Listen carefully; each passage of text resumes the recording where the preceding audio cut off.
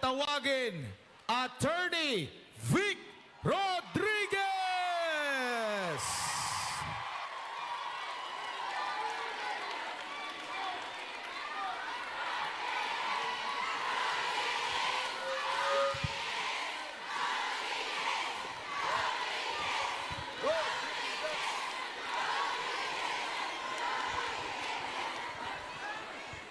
Maraming salamat at magandang hapon po sa ating lahat.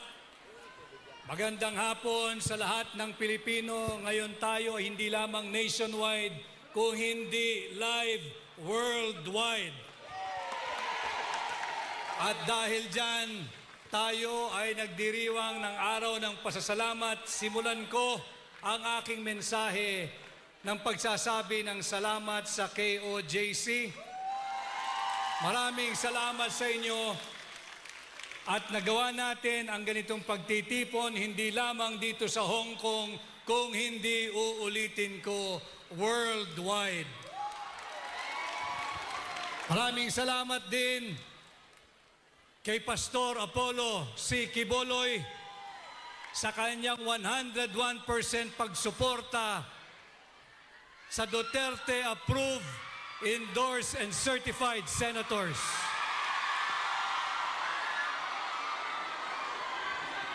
Tila dumating na ho yata ang ating pinakihintay.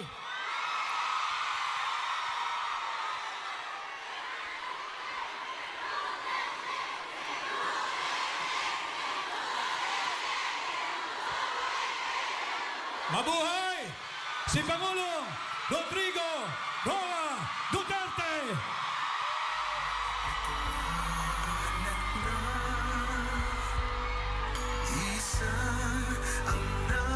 Iwagayway ang ating mga watawan. Isigaw ang nadal. Isigaw po natin! Duterte! Duterte! Sama-sama. Duterte! Duterte pa rin ang tunay na Hayaan po muna natin na mag-settle down si Pangulong Duterte, and in a few minutes, he will join us. So marami yung salamat sa ating ginagawang pagtitipon.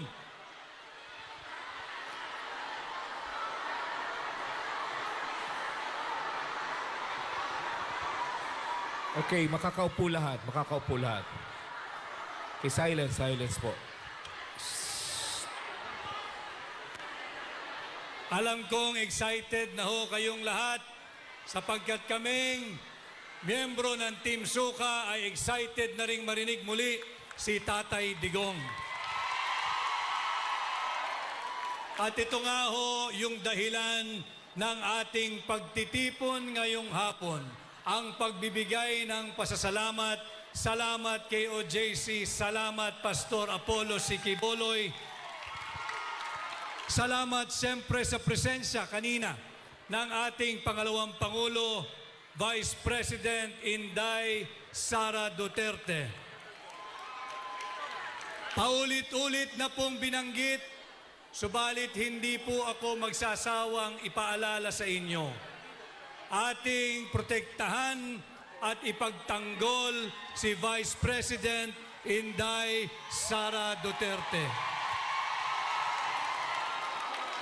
Huwag nating hayaan na ang iilang tiwali at elitistang senador ay nakawin ang sagradong mandato ng 32 milyong Pilipino na pumili at nagluklok kay Vice President Inday Sara Duterte. Alam ho ninyo, nakakalungkot ang estado ng ating bansa ngayon. Pinakita kanina sa video kung paano sinalaula, tinapakan at ninakaw ang karapatang pantao ng mga miyembro ng KOJC. Subalit hindi lamang po yan ang kanilang ninanakaw. Ninanakaw din po nila ang pera nating mga Pilipino. Maraming salamat sa inyo, mga overseas Filipino workers.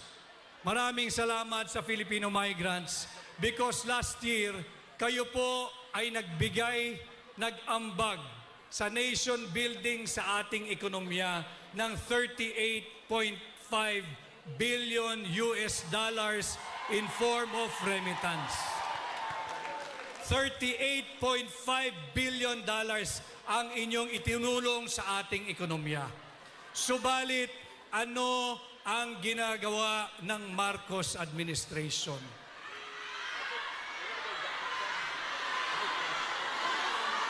Patuloy tayong binubudol. Nagpapasa ng taunang budget base sa blankong Bicameral Conference Committee report. Ilang beses na rin po tayong nagkaharap, ang pagkakatanda ko sa kabila doon sa ating open stadium. At marami sa inyo ay naging bahagi ng aking desisyon upang tumugon sa panawagan, upang tanggapin ang hamon na pamunuan ang tunay at maisog na oposisyon sa Senado. Babantayan natin taon-taon itong national budget sapagkat ako'y naniniwala dito nag-uugat ang korupsyon sa ating bansa. Kung kaya, dinemanda natin kasalukuyan ang national budget at pinadedeklara nating unconstitutional. Sapagkat nais kong bigyang halaga ang inyong taunang contribution sa ating ekonomiya. Last year is $38.5 billion. Hindi tayo dapat nakawin ito ng administrasyon ni Bongbong Marcos. Kanya maraming salamat po uli at tayo'y nagkaharap-harap ngayon. You made this possible, again, not just here in Hong Kong, not just nationwide, but worldwide. Pasalamatan ko rin yung aking mga kababayan. Nakita ko kanina sa screen live sa Santa Maria, Bulacan. Maraming salamat sa inyong pagtitipon. Ganon din ang aking mga kasama at kababayan sa Quezon City, sa Lungsod Quezon. Kanya po sana sa darating na Mayo, huwag ninyong kalimutan. Huwag po tayong magpasilaw, huwag nating isuko ang ating self-respect, ang pagkatao, ang dangal at dignidad dahil diyan sa AKAP, dahil diyan sa AIX, dahil diyan sa tupad, dahil diyan sa huwad na ayuda. Tingnan nyo na lamang po ang buong Senate slate ng PDP. Kung ang ating pong katunggali ay may AIX na binibili ang inyong dangal, ang inyong dignidad, ang inyong pagkatao at ang inyong boto, tingnan po ninyo yung Duterte AIX. Ano po yung Duterte AIX? Yung Duterte approved, Duterte endorsed, and Duterte certified senators. Yan po ang ating tulungan. Yan ang tunay na AIX. Hindi pabigat, hindi korupsyon, kung hindi totoong puhunan tungo sa higit na mabuting lipunan.